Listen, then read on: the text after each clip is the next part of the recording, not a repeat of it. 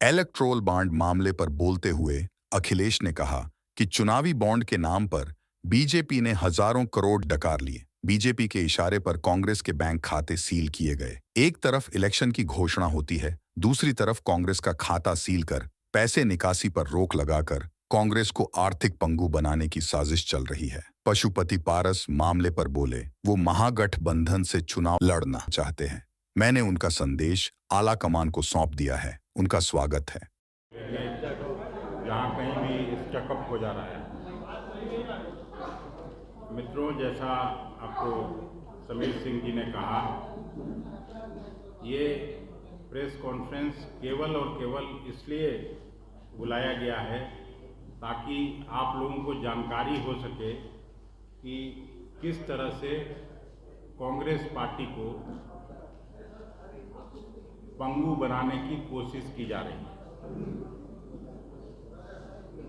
एक तरफ आप सभी जानते हैं कि जब ये इलेक्टोरल बॉन्ड आया था, कांग्रेस पार्टी ने दोनों सदनों में, लोकसभा में और राज्यसभा में अपना विरोध दर्ज किया था और कांग्रेस की बात सच साबित हुई जब सुप्रीम कोर्ट ने सीधे तौर पर असंवैधानिक करार कर दिया चुनावी बॉन्ड।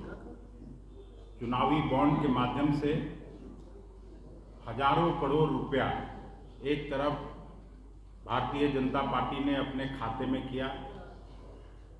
पूरा जो चुनावी बॉन्ड के माध्यम से पैसा आया, लगभग 60% पैसा उनको गया। मैं ये नहीं कह रहा हूँ कि बाकी दूसरी पार्टियों को नहीं आया, हम लोगों को भी 10-11% आया, लेकिन वो मालूम है। आप सभी जानते हैं कि जब हम लोगों का संविधान बना तो इलेक्शन कमीशन को ये अधिकार दिया गया कि फ्री एंड फेयर इलेक्शन हो, समान लेवल प्लेइंग फील्ड बनाया जाए ताकि सभी पार्टियों को उचित अवसर मिल सके चुनाव लड़ने का। एक तरफ भारतीय जनता पार्टी और उनके सहयोगी दलों की तरफ कोई देखने वाला नहीं है। हम जहां इनकम टैक्स और केवल 14 लाख रुपए का बात था, जिसमें हार्डली 10-20 हज़ार जुर्माना हो सकता था, उसके नाम पर जो 11 हमारे बैंक खाते हैं उसको सील किया गया। कांग्रेस पार्टी ने इलेक्शन कमीशन को कहा है कि अगर इनकम टैक्स डिपार्टमेंट त्वरित कार्रवाई करके जो भी तय करेगा, हम लोगों से अगर कोई कुछ हुआ भी है जो जुर्माना आप ये कर सकते हैं, तो वो भी हम देने को तैयार हैं। लेकिन टाइमिंग आप देखिए, एक तरफ इलेक्शन कमीशन का घोषणा होता है और 11 खातों को सील करके हमारा जो पैसा है उसको वो लोग बाहर नहीं निकलने दे रहे हैं। मेरा कहने का मतलब है कि एक तरफ सरकारी एजेंसियों के द्वारा कांग्रेस पार्टी को आर्थिक रूप से पंगु बनाने की कोशिश हो रही है, जिसको हम लोग स्वीकार नहीं करते हैं, लेकिन फिर भी जनता के सहयोग से, जनता के आशीर्वाद से, जनता हम लोगों को निश्चित रूप से ये सब बात समझेगी।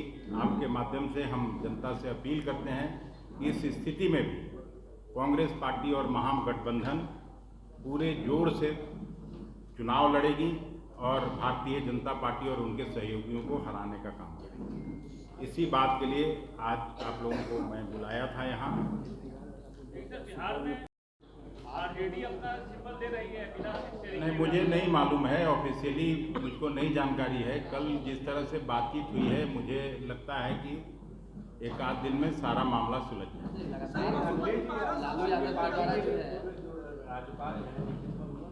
नाराजगी दिखाई है। देखिए, नाराजगी स्वाभाविक है। जिस तरह से देरी हुई है अनावश्यक रूप से, लेकिन अभी ऐसी कोई बात नहीं है।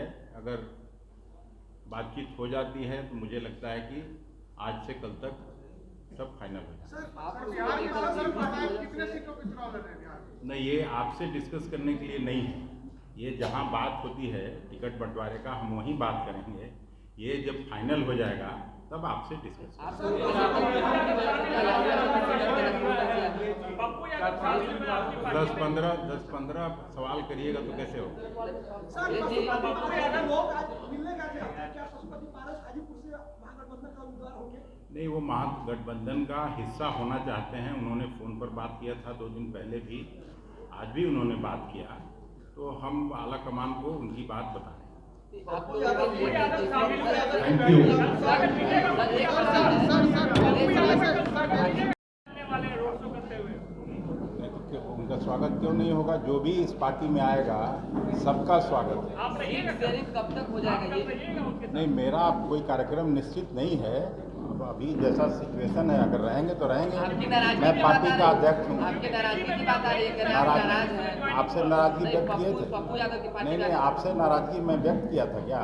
ऐसी चर्चा है। अरे, जब कांग्रेस पार्टी ने फैसला किया तो पप्पू जी आए, पशुपति पारस जी आए, जो भी आए कांग्रेस को मजबूत करने के इरादे से आएगा, उसका स्वागत है। आपको कन्हैया कुमार बेगूसराय से लड़ेंगे।